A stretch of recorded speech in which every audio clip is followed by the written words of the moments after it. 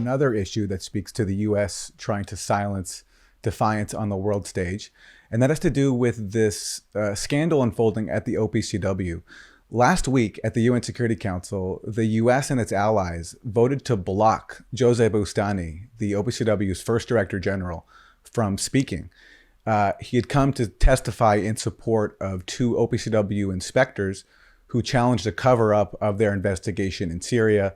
They found evidence that pointed to this alleged attack in Duma in April 2018 being staged on the ground, not carried out by the Syrian government. Their findings would have undermined the rationale for the US-led bombing of Syria under Trump that same month. Their evidence was censored. So Bustani came to speak in support of them, but the US and their allies blocked them from speaking. You've previously signed a petition in support of these inspectors.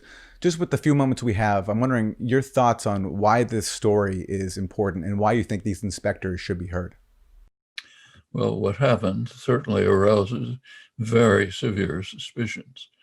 The OPCW came out with a report blaming Syria for a chemical attack.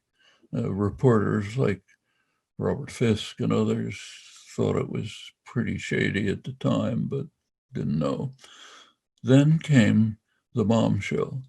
Some of their leading investigators, top ones, came out and said that their own analyses undermined the OPCW reports and that they were being silenced. Okay, that asks the question, what then comes a long series of efforts to silence them up to what you just described.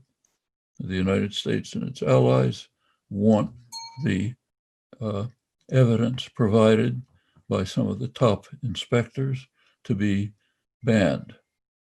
We won't discuss it.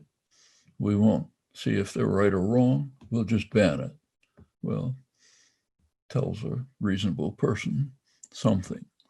They want to ensure that it's not discussed, meaning they have no confidence in their own conclusions, meaning the US bombing of Syria was undertaken on false pretenses.